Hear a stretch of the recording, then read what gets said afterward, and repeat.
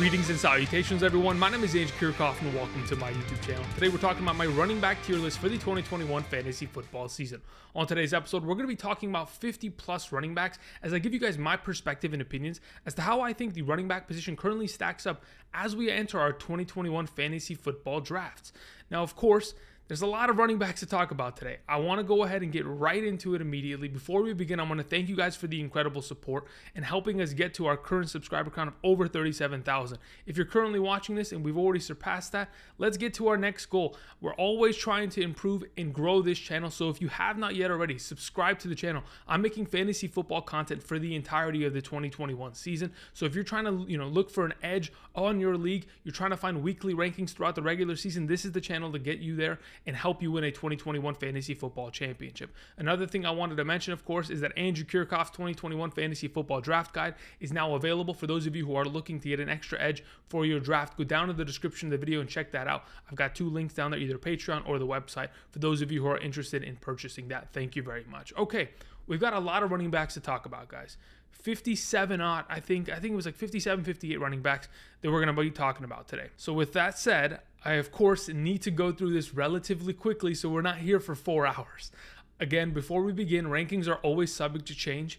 There are always going to be injuries, trades, and things that happen in the coming weeks prior to week 1 of the season, prior to potentially you drafting, that may adjust these rankings in my eyes. So don't take this as the end-all, be-all. It is going to always adjust, and that's why I have the Patreon where I'm always updating my latest rankings. But hopefully this can give you some perspective for your 2021 fantasy football drafts. Again, we are going to currently do it at a half PPR scoring format to meet everyone in the middle. For those of you who play full PPR, those of you who play standard, we meet in the middle in the most popular league as of this current moment in time, which is half PPR. So let's get into this right away, shall we? Beginning off with the first running back that I wanted to mention at the S tier. If I could, I'd put Christian McCaffrey by himself in the S tier, but there's not enough tiers on this list today to be able to give him his own respect. But I want to mention him first because he deserves to be mentioned on his own. Christian McCaffrey, in the last 2 seasons, the last 19 games that he's played, has averaged 26.06 fantasy points per game in a half PPR scoring format. In those 19 performances, he's only put up 2 games of less than 19 fantasy points. Imagine the kind of productivity you need to sustain that level of success. Last season alone, guys, he was averaging 27 fantasy points in the 3 games that he played for the Carolina Panthers. This is a running back that currently holds the record for the most receptions for a running back in the National Football League. I think he even holds the second record. He just broke the record a couple years back from Matt Forte and then broke his own. It's just insane. The fact that he's been able to surpass 1,000 rushing and 1,000 receiving yards in a season back in 2019, where I think he had 413 fantasy points in a half PPR scoring format, making him the 3rd highest scoring running back fantasy performance of all time. Christian McCaffrey has already built his legacy and his stability. Now that he's healthy, now that he's getting into an offense that, in my opinion, has improved this offseason in terms of their offensive line, in terms of their offensive personnel, I think Christian McCaffrey is, of course, the entire offense as a whole here. Everything runs through him, whether it is the passing game or the running game. He should be able to put up similar numbers that he had in 2019. He's continued to pace in that direction. He's been an absolutely fantastic running back, and he should be the first running back taken off of every board this upcoming season, regardless of scoring format. There's Christian McCaffrey for you. We talk about Dalvin Cook next. Dalvin Cook is our thumbnail for today's video because I love Dalvin Cook. I think he should be the solidified 1.02, the second running back and player off the board in every single draft because he's been very, very good in fantasy in the last couple seasons. Statistically, he's only been behind Christian McCaffrey in fantasy points per game. I mean, when we just look at what he did last season, in the 14 games he played for the Minnesota Vikings, he averaged 22.56 fantasy points per game. If, in fact, he played an entire full 16-game season last year, he would have finished as the number 1 overall running back with 360.91 points. Imagine that. Even with Alvin Kamara's 50-point game in week 16 against the Minnesota Vikings, Dalvin Cook, if he played that full season, would have still finished as the number 1 overall running back. Now, in the last 2 seasons alone, in the 28 games that he's played, 26 of those games have either surpassed 100 total yards for him or scored a touchdown in those contests. So regardless, he's always getting 10 plus points, always going to potentially accompany a performance with a touchdown. He is the entire offense for the Minnesota Vikings. It's a run heavy scheme, and then they obviously use that play action to get Kirk Cousins the ability to find Adam Thielen, Justin Jefferson, but it originally starts with Dalvin Cook. And I've mentioned this in the past, the fact that Dalvin Cook has averaged 4.7 yards per carry throughout his career is incredible, especially considering his rookie year, he tore his ACL.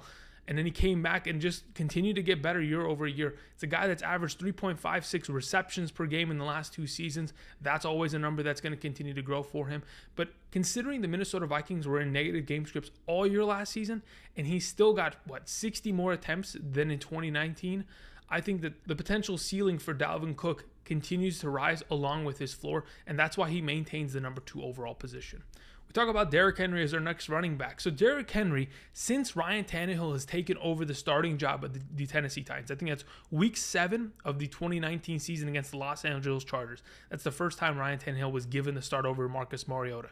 Since then, Derrick Henry has been the number 1 fantasy running back in terms of total fantasy points throughout those 26 games. Throughout that span of time, he's averaged 20.97 fantasy points per game, 5.24 yards per carry, and has scored 35 total touchdowns in the last 26 games.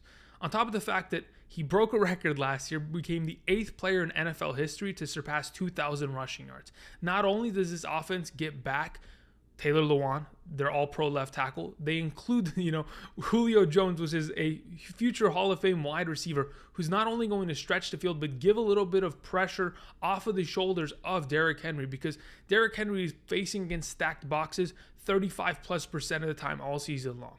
And if, in fact, you're going to stack the box with 8-9 defenders, you need wide receivers to be able to stretch the field to pull pressure off of him so safeties can't come and step up into the box. I think Julio Jones and A.J. Brown certainly help him. I think Ryan Tannehill's presence and his ability to run the ball also keeps backside defensive ends from coming and crashing down. I think Derrick Henry, of course, has been one of the best running backs in the National Football League. That's apparent. I don't think that the amount of touches that he has faced over the last couple of years are going to slow him down. He seems to be a completely different animal. I mean, if we think about what he did in his early NFL career, he sat behind DeMarco Murray, he sat behind Dion Lewis, so he's only had the last couple years of 400+ touches. I think he's still got a lot left in the tank. Derrick Henry's our number 3. So we move on to Alvin Kamara. So Alvin Kamara has a lot of controversy surrounding him this offseason. Without Drew Brees, where is this offense going to go? Earlier this morning, the New Orleans Saints did mention and announce that Jameis Winston is going to be the starter for week 1. That is incredible for Alvin Kamara's overall value, because in comparison to playing with Taysom Hill only averaged about 4 targets in the direction of Alvin Kamara in the 4 or 5 games that they played together last season. So with that being said, I think Jameis Winston, I know in his career hasn't targeted the running back position a lot, but this offense has completely surrounded targeting running backs for the last decade plus. Sean Payton has always been about that. If we go back to Reggie Bush, Pierre Thomas, Darren Sproles, all the way till now, even Mark Ingram was getting involved in the passing game years back. But Alvin Kamara catching the ball 81+ times in 4 consecutive seasons since coming into the NFL in 2017 shouldn't be a surprise. Since 2017, in the 60 games that he's played for the New Orleans Saints, he's averaged 18.96 fantasy points per game. Now, of course, we all know that he averaged 22.42 fantasy points per game and finishes the number 1 overall running back last season thanks to his, 6 touchdown performance. I know that kind of skews all the statistics, but we know he's a top, 5 running back every single year. And the fact that there's no Drew Brees, there might be more of a reliance on him, getting some more work in the running game. This isn't a running back that's going to get himself 100 rushing yards in a contest. He's going to score touchdowns, but of course he's going to get a lot of work in the passing game. The statistic that really kind of separates him from a lot of players right now, and why I have him in this S tier still, is that without Michael Thomas, who's probably going to be out for the first half of the NFL season, Alvin Kamara has shown that he could be the workhorse back and completely lead this offense to victories by himself. Without Michael Thomas last season in the lineup, Alvin Kamara averaged 27.32 fantasy points per game, and in those games had 8.62 targets per contest. I think Alvin Kamara is a fantastic player, and I think he's going to continue his success this year. The last player that I wanted to mention in the S tier, and the reason why I have these 5 players in this group is because they should be the first 5 players to come off of every board in 2021. And that is why I have a lot of confidence in all of these players. Let's mention Ezekiel Elliott. Since 2016, since coming into the league with Dak Prescott in the lineup and healthy, Ezekiel Elliott has averaged 19.25 fantasy points per game, yet a lot of people forget that. A lot of people want to put, a little bit of disrespect on Ezekiel Elliott's name this offseason, and I understand where your reservations come from. Ezekiel Elliott was not the same player that he was last season and years prior, but let's take into account they didn't have Tyron Smith, Lyle Collins, Zach Martin, Travis Frederick had just retired. That's 4 of their starting offensive line, and let's not forget, you go back to 2018, a lot of people were talking about the Dallas Cowboys having the best offensive line in the last decade with the amount of talent they had up front. So ultimately, not having an offensive line, not having Dak, that is going to make a big difference, especially considering with Dak, Ezekiel Elliott has averaged 24.11 touches per game in the 4 years that they've played together. So all in all, I think there is a certain combination between Dak and Zeke that is going to succeed. And now that you get a healthy offensive line back, you get a wide receiver core that is certainly going to stretch the field. You have a player like Ezekiel Elliott who isn't one-dimensional. He's always going to get himself work in the passing game. In the last 3 seasons, he has had 50-plus receptions, which is obviously going to lead to success, especially in PPR formats. And since 2016, the Dallas Cowboys, their offense has always been predicated on running the ball. They've given running backs about 477 opportunities per year, and a lot of that has gone in the direction of Ezekiel Elliott. I'm not worried about Tony Pollard. I know he's a good running back, but Zeke right now is the end-all be-all in this offense. And that is my S tier. I think, of course, like I mentioned, all of these guys should come off the beginning of the board in your first round, and that is why they sit in the S tier. Now we move on to our A tier of players. Beginning with Aaron Jones. I think Aaron Jones is probably one of the safer running backs in the entire National Football League in terms of fantasy productivity based on how many touchdowns he has scored in the last couple seasons. Since 2019, Aaron Jones has played 30 games for the Green Bay Packers as their starting running back. In those 30 games, he's averaged 17.52 fantasy points per game, in which he's also averaged 14.6 attempts per game and 4.4 targets per game with a 5.0 yard per carry average. The statistics for Aaron Jones speak for themselves. Now, it wasn't just Aaron Jones that helped get this Green Bay Packers offense and running game from being one of the worst in the league to the best. It was obviously head coach Matt LaFleur. He came in from the Tennessee Titans, of course, was their former offensive coordinator, and took this team in terms of giving their running backs opportunity from ranked 32nd, and 24th to being the 12th and 7th ranked overall teams in the National Football League in terms of running back exposure to opportunity. We love to see that. I know a lot of people are talking about the hype around A.J. Dillon this offseason, but let's not forget Jamaal Williams, who has averaged about 110 to 120 total rushing attempts in the last 2 seasons and about 40 targets accompanied with that in the last 2 seasons, is gone. He's gone over to the Detroit Lions. I think that opens up a lot of work for A.J. Dillon, but it also gives a little bit of more opportunity in the passing game for a guy like Aaron Jones to take the next step. He's been a top 5 running back each of the last 2 seasons. He is certainly a great spot at the top of the A tier. We move to Nick Chubb, another running back that in the last couple of years has been a dominant force in the National Football League. Since taking the starting job for the Cleveland Browns in 2018, he's averaged 15.88 fantasy points per game. But, that was back in the day. That was a different Nick Chubb. Now he's got Kareem Hunt behind him. I know there's concerns that, yes, he doesn't get involvement in the passing game and that Kareem Hunt is certainly taking value away from him. But when we talk about this offense, they're giving their running backs some of the most opportunities in the entire National Football League because of Kevin Stefanski. Kevin Stefanski was the former offense coordinator of the Minnesota Vikings and now the head coach of the Cleveland Browns. In the last 2 seasons, 2019 and 2020, Kevin Stefanski's offenses have given their respective running backs the 4th most rushing attempts in the entire National Football League. They sit behind the best offensive line in the league right now up in Cleveland. And when we look at what Nick Chubb was capable of doing when he returned back into the Cleveland Browns offense, obviously from his injury, he was averaging 17.62 fantasy points per game from weeks 10 through 17, while averaging 18.25 touches per game, all while Kareem Hunt was averaging 10.5 fantasy points per game. You can certainly survive with 2 running backs in this backfield based on how much they run the ball and how much, the red zone is going to play a factor in their overall productivity. I think Nick Chubb is undoubtedly one of the best running backs in the National Football League. Of course, Kareem Hunt holds his potential back, but he is still a very valuable piece that is going to be touching the ball, like I mentioned, 18 to 20 times per game and getting himself a lot of value because the offensive scheme is flawless and their offensive line is going to lead them to success. And of course, he's got a lot of talent himself. That's to say the very least. We move on to Jonathan Taylor. I know a lot of people have mentioned Jonathan Taylor this offseason, and his value is kind of diminished because of the fact that Carson Wentz and Quentin Nelson, their left guard, have been injured. Both underwent surgery this offseason, but they are both back at practice ready to go. I already saw film of Carson Wentz cutting hard and getting himself reps in 7-on-7 offensive schemes. So we're ready to go. I think Jonathan Taylor, this offense will be ready to go week 1. Full charge. Obviously, they're not going to have Eric Fisher this offseason to take up the left tackle position that Costanzo retired from. But as of this current moment in time, I still think that they have a top 5 offensive line in terms of running the ball. They get a new quarterback. Hopefully, he's going to kind of change this offense up. Very comfortable with Frank Wright. Maybe the offensive scheme is going to look very clean this year. But as of right now, I have a lot of confidence in Jonathan Taylor, regardless of what sits behind him with Nyheim Hines and Marlon Mack. Let's talk about what Jonathan Taylor produced last year. In the 9 games that he played 48% of the offensive snaps, he averaged 21 touches, 1 touchdown, and 20.52 fantasy points per game. Now, when we talk about the starting running back for a Frank Wright offense, Frank Wright in the last couple seasons has given the most opportunity to his respective running backs. In fact, in the last 3 seasons, since becoming the head coach of the Indianapolis Colts, he's given his respective running backs 1,511 total opportunities, whether it is rushing attempts or targets. So I think, of course, the opportunities are going to be there. And when we looked at the RB1 for this team since 2018, whether it was Marlon Mack or Jonathan Taylor, typically the RB1 of this team gets about 55% of the total offensive rushing attempts. And that's really all that Jonathan Taylor needs, considering how much success he found last year. And if, in fact, we're not going to see as much exposure to opportunity for Marlon Mack and or Nyheim Hines in the running game, then Jonathan Taylor is going to run away with his job and, of course, solidify himself once again as a RB1. So I'm not worried about the Marlon Mack situation. We see Quentin Nelson and Carson Wentz back. I think this continues to lead to Jonathan Taylor's success. He's a very intelligent running back, and the guy can get himself extra work in the passing game. He's an incredibly talented running back,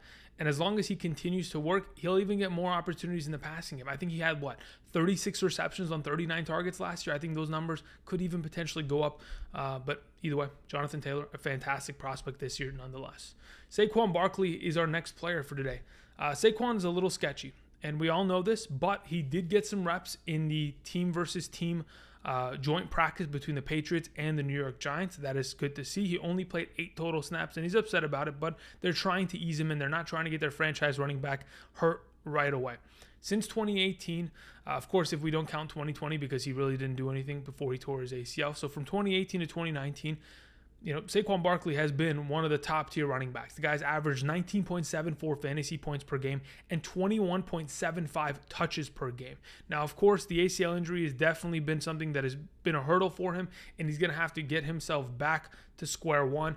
But I still think that this Giants offense can produce an RB1 because of not only Saquon Barkley's overall talent, his ability to get involved in the passing game, but because regardless of how bad a team is, you could always still produce an RB1. I mean, let's look back at the Jaguars last year. We still managed to somehow get James Robinson to be a top 12 guy, regardless of the talent that surrounded him.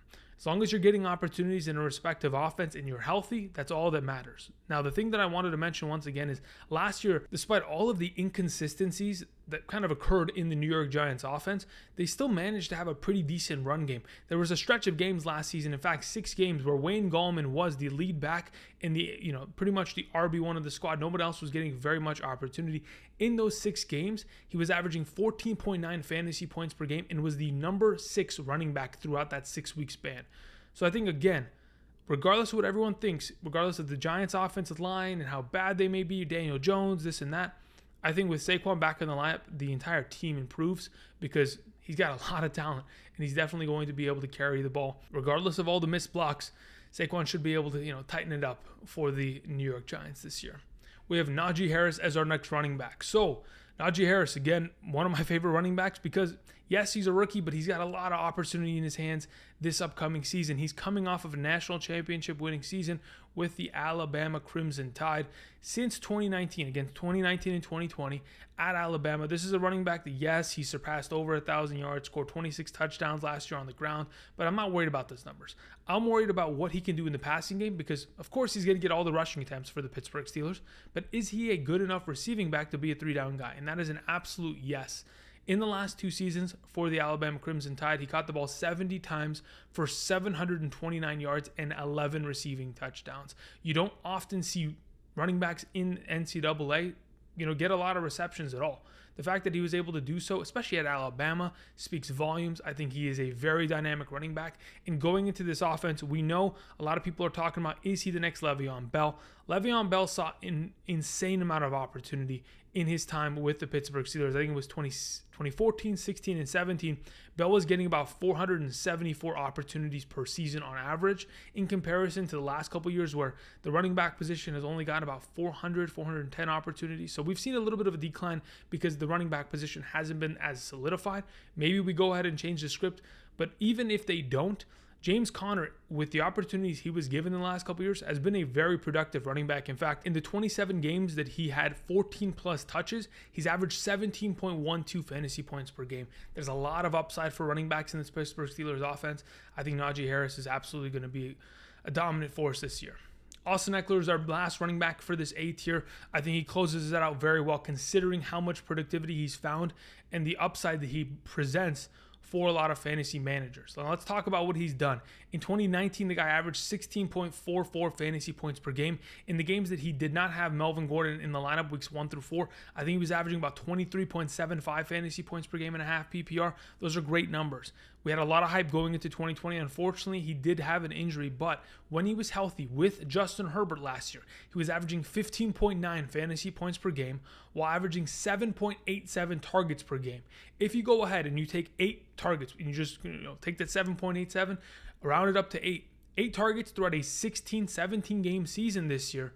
I mean, those are going to be incredible numbers, stats.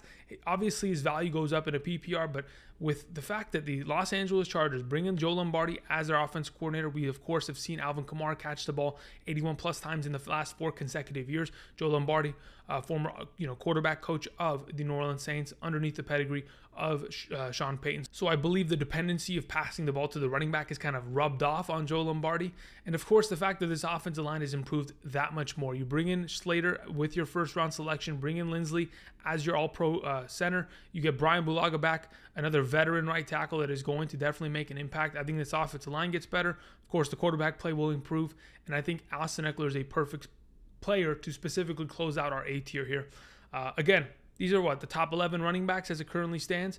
These guys are absolutely unstoppable, and I would love to have any of these guys on my roster. If I can double up on these guys, that's even better. Let's talk about our next tier of player. We have Antonio Gibson. Now, Antonio Gibson begins to sit down here mainly because J.D. McKissic is still in that offense, and J.D. McKissic is certainly going to take value away from him, and that's something that we can't deny. But Antonio Gibson, regardless of the presence of a J.D. McKissic receiving back threat, was still a very dominant force last season in fantasy.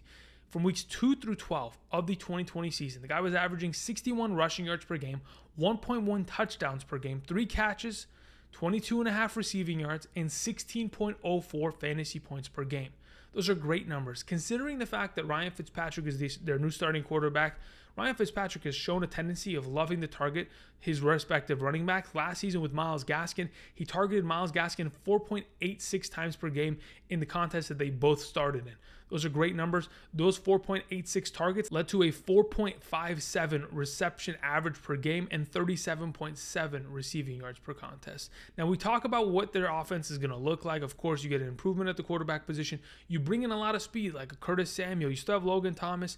But I think this offensive line, one of the best run-blocking offensive lines in the National Football League, that is undoubtable. You talk about their offensive coordinator, Scott Turner, formerly of the Carolina Panthers, came over with Ron Rivera. Of course, we saw how much he used Christian McCaffrey in years past. That's what they want to do with an Antonio Gibson. I know J.D. McKissic is still present there, and that's why he kind of holds him back. But the potential is there. As long as they give him more opportunity and he sees more exposure down on the goal line, I think there's a lot of success to be had this upcoming season for Antonio Gibson.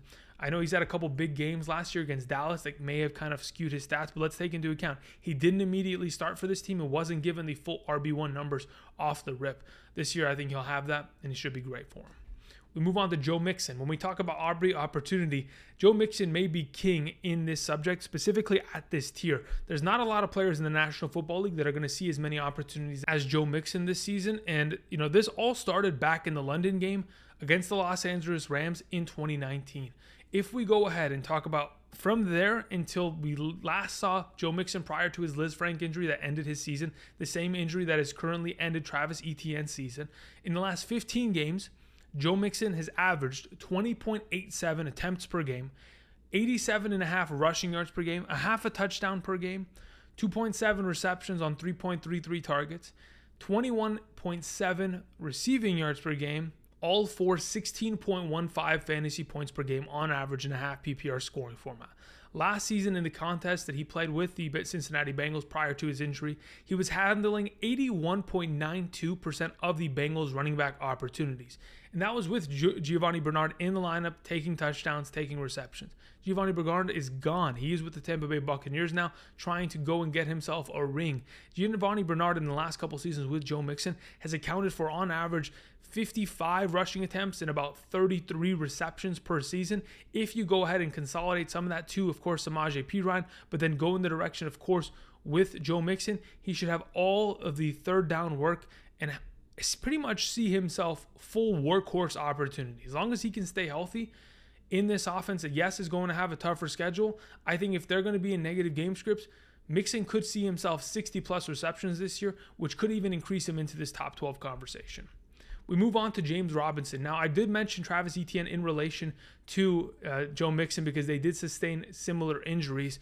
James Robinson, because of the Travis Etienne news, is going to get back into this top 15 conversation in my eyes because, again, without Travis Etienne getting all of the receiving work, James Robinson is pretty much going to pick up where he left off last season. Again, let's not forget, James Robinson was averaging 16.13 fantasy points per game last year, averaging 4.46 yards per carry, had himself 60 targets and 49 receptions, and I know his reception game wasn't the most effective. He wasn't getting a lot of yards per reception, but it's very similar to the way that Leonard Fournette played it the year prior in 2019. In the last two seasons, we've had, Leonard Fournette and James Robinson finish as RB1s in fantasy football. I think James Robinson could accomplish that again, but it's all going to be a matter of whether he is going to see those touchdowns because the receptions, the rushing attempts are going to be there. I have no concern about Carlos Hyde. Let's talk about James Robinson's opportunity. Last year, James Robinson handled 82.42% of the Jaguars' total running back opportunity. That was only second to David Montgomery in terms of total shares for running back opportunities per team last year. So all in all, I think James Robinson is a fantastic play this year and a running back that I wouldn't mind to have on roster, especially considering the opportunity he's going to see all around the board and the touchdowns he's going to be able to gather up. Clyde Edwards-Helaire is our next running back on today's list. Clyde Edwards is a very interesting running back. From weeks 1 through 6 of last season, the guy was a machine, averaging 21.33 touches per game, 14.12 fantasy points per game. Even when Le'Veon Bell joined this team, from weeks 1 through 11, the guy still averaged 13.3 fantasy points per game and was the number 9 overall running back. But that being said, Le'Veon Bell took away touches. Then, of course, Clyde Edwards got hurt, and from there on out, Clyde Edwards was not a reliable factor in fantasy, nor was he a reliable factor in the actual NFL playoffs. We saw very little utilization from him, a lot of Darrell Williams in those lineups. But going into the 2021 season, he is dealing with a little bit of an ankle sprain. Hopefully it is not going to plague him at the beginning of the season. CEH should be able to pick up where he left off in terms of his reliable fantasy production. It's just a matter of whether or not he is going to get touchdowns on the goal line and receiving work. His receiving work, I think, should be there because, he's already shown the potential that he can absolutely become an Austin Ekeler back, catch the ball 8 times out of the backfield, and surpass 80 receptions in a year. But he's competing with two guys that are both already getting themselves 130 to 150 targets, which is Kelsey and Hill. Another receiving option getting 150 targets, that's not a possibility. But if he can get himself 70, 80 targets, maybe accompany his performance with 50 receptions, I think there's a very good chance that Clyde Edwards has himself another big year here, as long as he stays healthy, of course. Already starting off a little bit sketchy, but I think he'll be able to stay healthy and start the year as their starting running back. Moving on to our next running back, we bring up Chris Carson. I think Chris Carson is one of my favorite running backs going into this upcoming season. Since taking the job for the Seattle Seahawks in 2018, the guy's averaged 15.45 fantasy points per game. In those 35 contests, he's also averaged 20.12 touches per game, 98.8 rushing yards per game, and a 4.54 yard per carry average with 0.77 touchdowns per contest. Overall, in his games as the starting running back of the Seattle Seahawks, he's produced 10 plus fantasy points 77% of the time. He's one of the most consistent backs in the National Football League. If he had played a full season last year, again, he only played 11 games overall. If he had played a full season last year, the guy would have very easily surpassed 50 total receptions, making himself a very dynamic running back. And I know the return of Rashad Penny has some worried.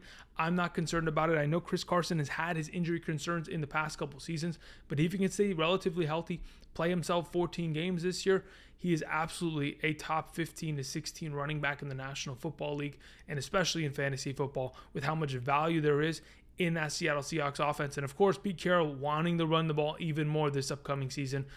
Chris Carson should be a fantastic option. We move on to David Montgomery, the last of this tier. David Montgomery has kind of moved around my rankings a lot this offseason, mainly because he had a very impressive year last year, averaging 15.85 fantasy points per game in the 15 contests he played. Of course, throughout the backstretch of that year, was averaging about 24 fantasy points per game, was only worse than Derrick Henry in the last 6 games of the season. Montgomery was incredible.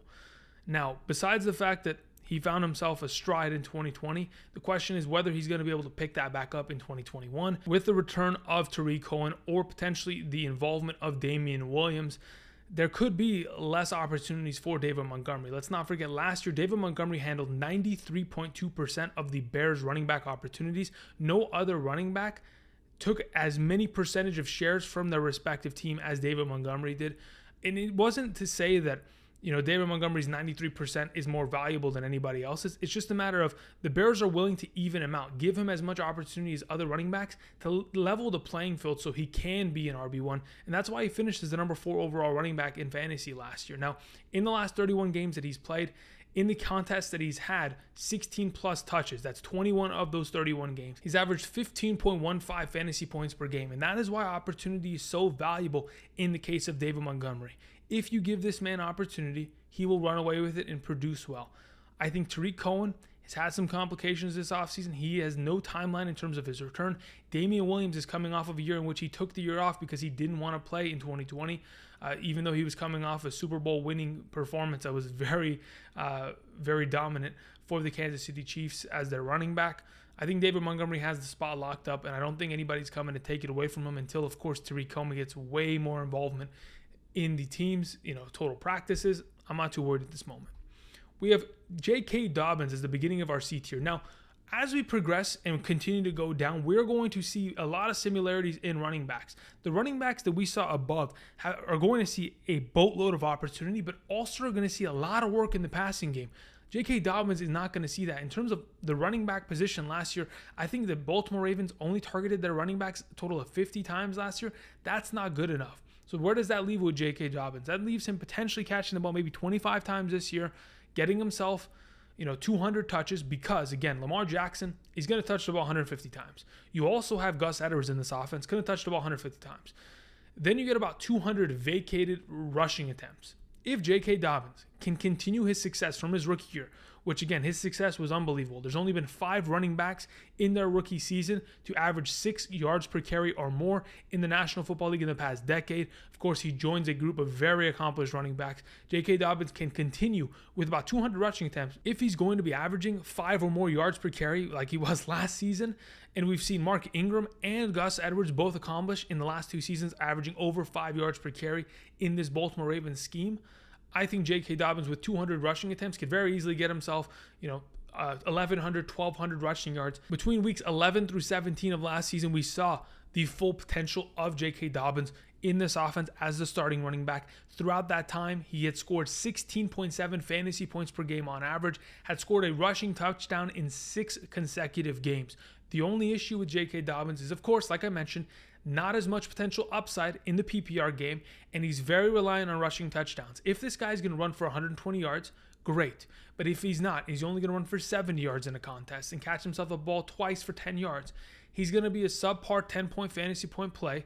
And without the touchdown upside, with Lamar Jackson and Gus Edwards, of course, being in that offense, you have red zone threats like Mark Andrews.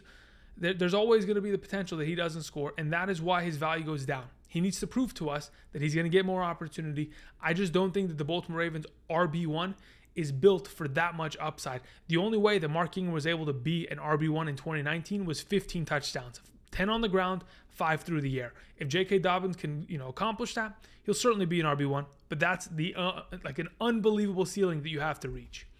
We move on to Josh Jacobs, another running back that is probably going to be relatively shy in terms of the receiving game. Though Josh Jacobs had himself 45 targets and 33 receptions last year, while averaging 14.32 fantasy points per game in the 15 contests that he played, I'm a little concerned about, Josh Jacobs because of the presence of Kenyon Drake. Kenyon Drake was the RB14 last year, handled 250 plus touches for the Arizona Cardinals offense. Now, Kenyon Drake, again, in the last couple years, since 2018, among all running backs, Kenyon Drake is ranked around number 12 in terms of total RB targets. I think, again, he's been brought in, another Alabama running back. Of course, they're going to have a backfield of Alabama guys, but the issue is Kenyon Drake is a PPR receiving back. He is capable of it. There's a reason why he was averaging 12 fantasy points per game last year in Arizona. I think, yes, there's a lot of opportunity to go around in this backfield, considering the fact that the Raiders offense in the last 2 seasons has ranked 5th and 7th in terms of total running back attempts on the ground. But I'm not worried about his attempts. Again, I'm worried about the upside that he has in the receiving game and, of course, in the touchdown department. Again, if he's going to get a couple touchdowns, maybe 3 or 4 siphoned from him, that is going to hurt his bottom line, and I think that is going to make a big impact. Regardless of that, I think he's going to get himself over 1,000 rushing yards because he's going to get himself the 250 rushing attempts. Those are automatic guarantees. It's just a matter of that upside that kind of diminishes with the presence of Kenyon Drake in that offense. That's why Jacob sits here. We move on to Miles Sanders. Miles Sanders is a fantastic running back. For all the arguments that I can make against Miles Sanders, I think the pros outweigh the cons a lot in this scenario, and I'll just mention them. Let's go back to 2019 when he became the starting running back of this offense for the Philadelphia Eagles. When the offense was full go and Carson Wentz was thriving, the offensive line was healthy. From weeks 11 through 16, the kid was averaging 16.67 fantasy points per game with a solidified offensive line. Now, last year, we did not have that solidified offensive line, yet from weeks 2 through 6, prior to his injury, he was averaging 15 fantasy points per game, was the number 10 overall RB, and was playing 77% of the offensive snaps. Those are all great statistics. Now, of course, once he came back from his injury, we didn't see much production because Carson Wentz was struggling. But with Jalen Hurts in the 3 contests that they started together, weeks 14, 15, and 16, Miles Sanders was a great running back. In fact, he was averaging 17.83 fantasy points per game in those 3 games, and he had 13 targets in those 3 contests, which, of course, is great. I think Miles Sanders is going to be a world beater this year. I think a lot of people undervalue him, and I think he has a lot more upside than is kind of portrayed. As of right now, I have a hard time thinking that Miles Sanders won't be a solid top 20 running back. So that's where I leave him at this point. Last year, even in the toughest contests against the Rams, Steelers, Ravens, and Saints, the guy was averaging 20 fantasy points per game. When he's playing against top 10 defenses that aren't allowing many points to running backs, regardless of matchup, Miles Sanders has produced in the past, and I think he'll continue to be a solid running back option going into this year. DeAndre Swift is our next option. Okay, DeAndre Swift's a very interesting running back himself. He's probably going to potentially even miss week 1 due to the injuries that he has sustained this offseason, but he is a hell of a running back nonetheless. This is a guy that last season, once he was given the starting position in week 6 of the regular season, from week 6 through 17, he averaged, 14.63 fantasy points per game, only playing 40.18% of the offensive snap count. So honestly, DeAndre Swift was not really given that much opportunity, wasn't on the field often, but at least got himself a lot of PPR work. I think he had 12 games of over 3 receptions. Anthony Lynn comes in as the offensive coordinator. I've talked about it ad nauseum over the last month and a half plus. Anthony Lynn has given his running backs from the Los Angeles Chargers, again, Anthony Lynn is the former head coach of the Chargers, he gave his running backs the most opportunities since 2016 amongst all NFL teams. In fact, he's averaged about 151 running back targets per season throughout that span of time. I think between Jamaal Williams and DeAndre Swift, there's a lot of PPR work to be had, especially considering they're going to be in negative game scripts and losing a lot of contests this year. DeAndre Swift has a lot of PPR upside. That is why he sits in this class. The last running back I wanted to mention in this tier is Darrell Henderson. Though Sony Michel is being brought in to this organization, I do believe that it is more of an insurance policy rather than a potential, split between these 2 running backs. I don't think they want to split snaps. Now, if in fact that ends up being the case, then so be it. I was wrong. But I currently think that based on what we saw from Cam Akers at the end of last season, they want an established RB1. They want a Todd Gurley in this offense, and I think they'll be able to try to put something together with Darrell Henderson. Of course, Sean McVay's even come out and said Darrell Henderson is going to see a lot of work. I think this reminds me of Leonard Fournette going to the Tampa Bay Buccaneers last offseason. I overreacted, and I put a lot of eggs in the Leonard Fournette basket, assuming he would come in and immediately be the starter over Rojo. That wasn't the case, and it never happened. It was only when Rojo went down that Leonard Fournette was given huge opportunity. And I know Darrell Henderson is dealing with a thumb injury, but he'll be back. He'll be healthy. When he was healthy last season and was a starter from weeks 2 through 7 of last season, was averaging 15.14 fantasy points per game and was the number 13 overall running back in fantasy football as the starting running back of the Los Angeles Rams, a team that in the last 3 seasons has scored the third most touchdowns at the running back position, 57 total, in fact, only behind the Saints and Packers in terms of total touchdowns. I think Darrell Henderson got himself a lot of opportunity going in his direction this year. We have Mike Davis beginning our next tier of player. I think Mike Davis might be the last, stud workhorse back left as soon as he comes off the board. When I talk about a workhorse back, I'm talking about someone that could potentially touch the ball 17, 18 times in a game, considering his productiveness on the ground and through the air. Mike Davis averaged 13.13 fantasy points per game last season in the 13 contests he played without Christian McCaffrey. On top of that, of course, he had 54 receptions on 64 targets. It was a huge part of the entire Carolina Panthers offense, and there's a reason why he finished as a top 15 overall running back. But now that you go into the Atlanta Falcons offense with new head coach and offensive, minded head coach at that, Arthur Smith coming from the Tennessee Titans, an offense that ran the ball more than anybody in the National Football League last year, 463 times.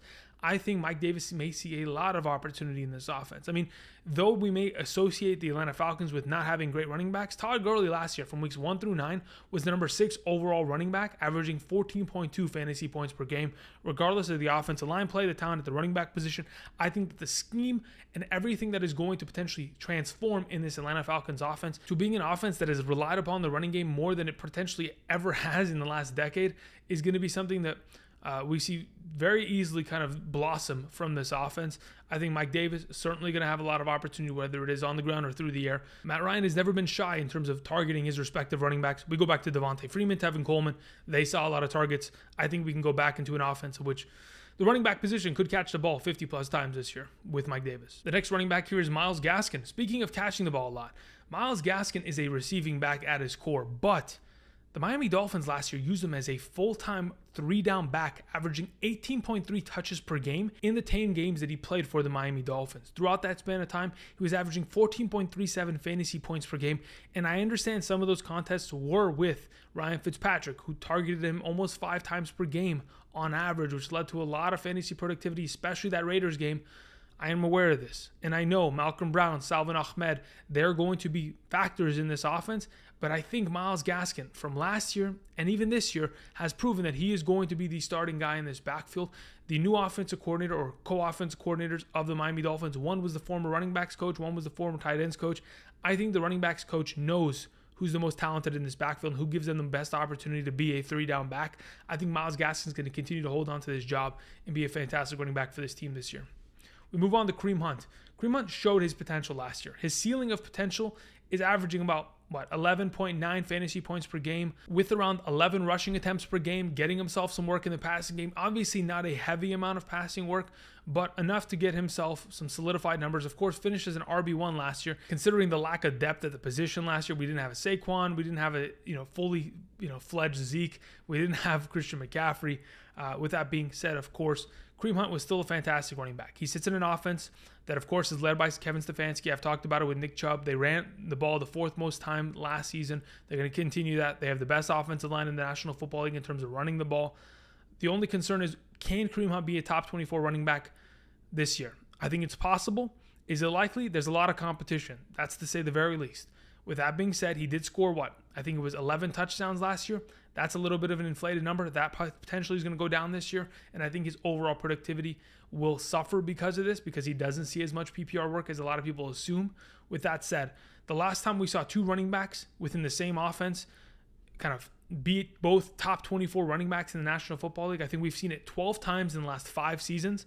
11 of those pairs were associated with offenses that were giving their respective running backs top 12 opportunity amongst the National Football League. The Cleveland Browns are going to do that. So Kareem Hunt could very easily be a top 24 running back. He has a lot of safety in that. And I think as of this current moment in time, being in this D tier range is not bad at all for him. We have Damien Harris as the next running back. I think Damien Harris has very sneakily kind of risen up my board in the last couple of days, mainly because, again, the absence of Sony Michel is going to open up a lot for him. But I think this offense is going to turn to Mac Jones relatively earlier than many may assume, and I think that's good for the potential of Damien Harris. Last season, in the contest that he had 10-plus touches on the ground, he was averaging about 9.4 fantasy points per game, averaging about 75 rushing yards per game in those 9 contests. The issue is, if Cam Newton is the starting running back, exactly, right? If Cam Newton is the starting running back of this team, running the ball on the goal line and getting himself all those rushing attempts, then Damien Harris is going to suffer. But if we go ahead, we have Mac Jones in this lineup, I think Damien Harris bottles up all those rushing touchdowns, could get himself double-digit touchdowns, in fact. But because of the fact that he's not getting the PPR work, because James White's still there, Ramondre Stevenson is going to be behind him. I know Sony Michel's gone, but he's still got a lot of competition behind him that could eventually take his job. Harris has got to be healthy and ready to go. I think that's what he's going to be this year, but I think Mac Jones is going to help him out more than a lot of people assume. Tre Sermon is our next running back. The next tier of running back are guys that I'm not 100% certain on, and it's kind of concerning, but nonetheless, we're going to get to it. Tre Sermon is running back out of Ohio State, who in my opinion will eventually be the starting running back by the end of the season for the San Francisco 49ers. And the value behind being a San Francisco 49er starting running back has already been shown over the last couple of years, whether it is Raheem Mostert, Jeff Wilson Jr., Jerick McKinnon. It doesn't really matter. This backfield, because of the way the offensive scheme has functioned, behind one of the better offensive lines in the league, is going to always find success, whether it is through the air, on the ground, in the goal line. Tre Sermon is a very talented running back. I mean, that it goes to show. You just go back to his stats last year. Watch a couple of those games. He had like a 331-yard rushing game last season in the NCAA. You don't often see that, averaging about 10 yards per carry on 30 carries. Those things don't happen. But either way, I think he's a very talented back. And in comparison to all the rookie backs, I think he takes the job a lot earlier than a lot of other people expect, mainly because Raheem Mostert's already dealing with a back injury.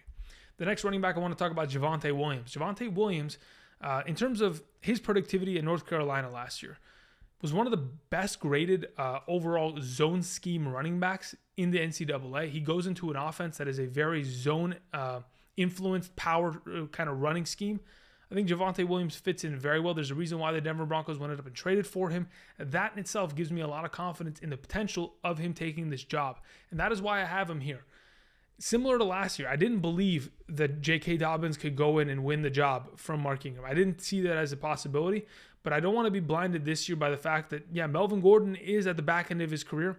He's coming off of a groin injury this offseason. Javonte Williams could very easily, right away, take the job for him and be a very valuable fantasy prospect. We move on to Chase Edmonds from the Arizona Cardinals. With Kenyon Drake gone, Chase Edmonds currently sits in his backfield with James Conner.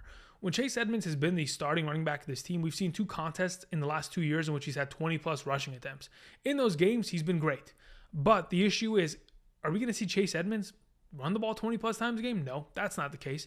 He is a receiving back through and through, and I think that is going to be his biggest value this year, and that is why I would want to potentially draft him, because I want the PPR work. I want that. I don't expect him to get the 200 rushing attempts. If he gets 100 rushing attempts, gets himself 60 catches this year, a couple touchdowns associated with that, that could be great. But when you're in an offense with a rushing quarterback, it always is going to be difficult to see a lot of receptions. That's why Baltimore struggles with their targets.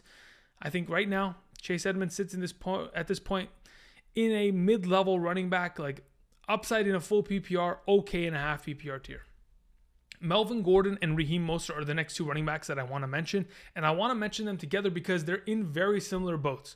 We've seen both of them produce very well. Raheem Mostert, not as much as Melvin Gordon, because Melvin Gordon has had that pedigree since getting to the Los Angeles Chargers. From about 2017 and on, he's been a stud RB1. Of course, dealt with himself, a lot of injuries here and there, but overall a stud running back. Even was the number 13 running back last season in a half PPR. So Melvin Gordon has got himself some solidified production there.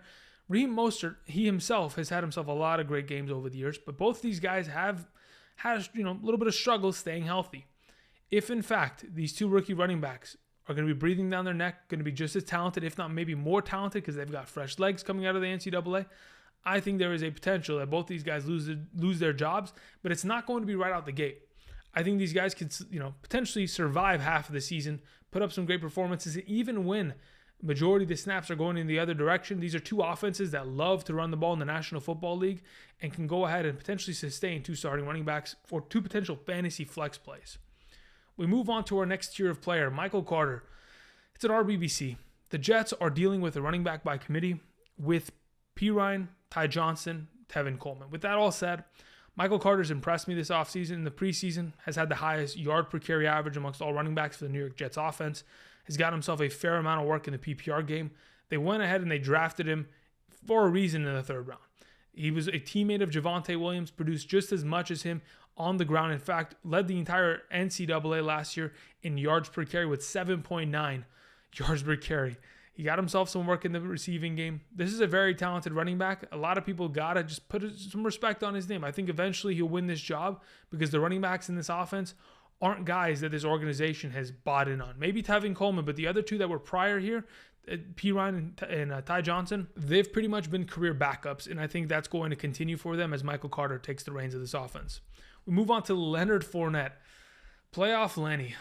He's a very interesting prospect. Because of the fact that there's a lot of mouths to feed in this offense, you still have Ronald Jones, and you bring in Giovanni Bernard.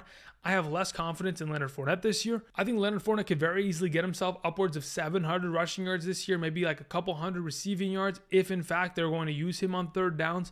Handful of touchdowns, could be a decent running back flex play in good matchups. Outside of that, unless Ronald Jones is out, Leonard Fournette isn't going to have full opportunity, which again, like I talk about, opportunity leads to success in fantasy football. Speaking of opportunity, James Conner is going to have himself a couple chances here in the beginning of the season to run away with his job. I think they want him to be the Kenyon Drake of last season. They want to give this guy 200 plus touches on the ground. If he can go ahead and produce enough with that, then he'll be great. If that's not the case, and this team's going to have to throw the ball majority of the time, yes, he's a capable receiving back. We've talked about it. With, of course, the statistics that I mentioned with Najee Harris, but Chase Edmonds ultimately will be the receiving back here, and James Conner will suffer because of that. So hopefully James Conner can take an early lead here and go ahead and run with the lead, literally, but we'll see what happens between the two. I think his health decline over the last couple of years, of course, being a consistent issue for him, and the fact that he already was dealing with an issue this offseason, had surgery, could lead to a slow start and potentially him being behind Chase Edmonds in the total rotation. A.J. Dillon's the next running back.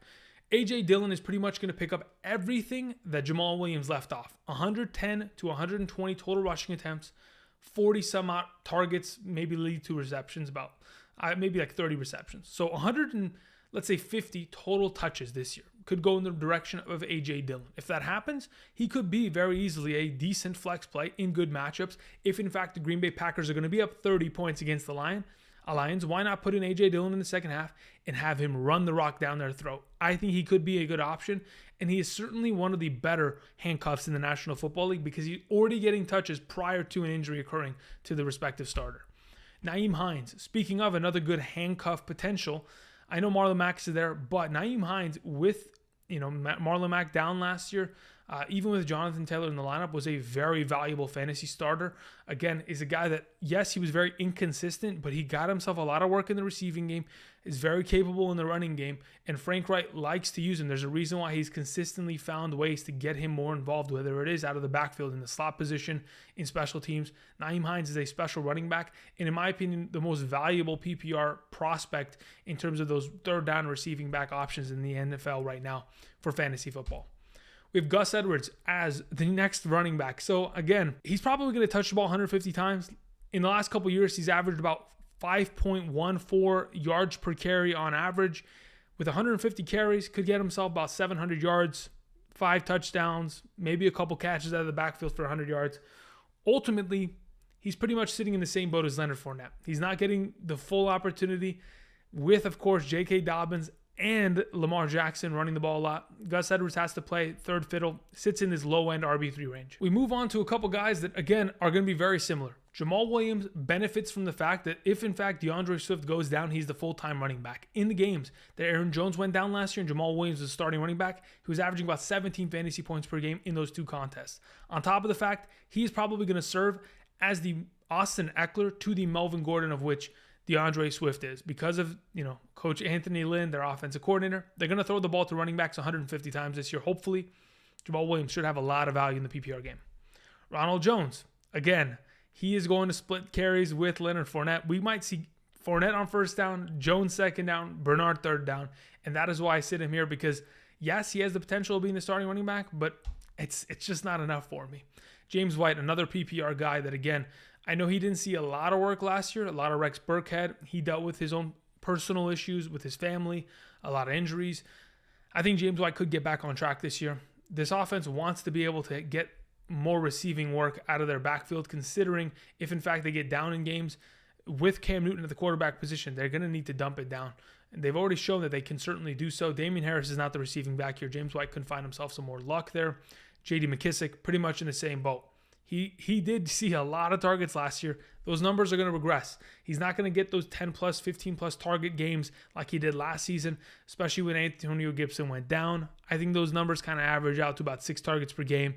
As we'll see Antonio Gibson get a little bit more exposure this year to opportunity. We have Zach Moss. The only reason he's here is because he has the potential of being a starter for his own respective team. Outside of that, man, it's tough to believe in him this year. Sony Michel. He's going to play, pretty much the backup role in this Los Angeles Rams offense. Honestly, I don't mind the backup role there. If, in fact, we come out and we see it's a split and Darrell Henderson isn't as valuable as he is in that C tier and he ends up being an F tier kind of player, then both these guys could be flex plays with upside depending on touchdowns and matchups. And especially, of course, the last time we saw Sony Michel this past preseason, the guy was catching the ball a lot out of the backfield. We haven't really seen him do that or be utilized in that for the New England Patriots because they've had James White. So maybe Sony Michel can be a 3-down guy. Just, depends on what we end up seeing here. The last guy I wanted to mention, it's David Johnson. I didn't think he was going to, okay, he's somehow behind me. We're going to cover him up. It's okay. David Johnson is going to be the starting running back of the Houston Texans. I know Phillip Lindsay's gained a lot of momentum this offseason. That being said, I still think David Johnson's the PPR back of that team.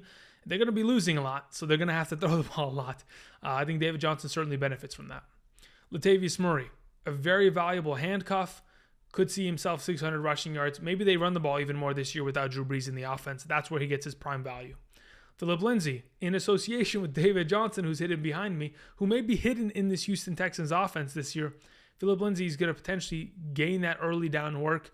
But how much value is there early down work in an offense that's led by Tyrod Taylor in 2021 and an offense like the Houston Texans that's in shambles? It's going to be tough. Devin Singletary, again, if he's going to see more opportunity than Zach Moss, then we can switch them. But until then, yikes, I don't like either of these two options. Kenyon Drake, another PPR guy that could, if in fact an injury happens to Josh Jacobs, be a top 16 running back with the receiving work, with the groundwork in an offense that loves to run the ball, give a lot of opportunities to the running backs.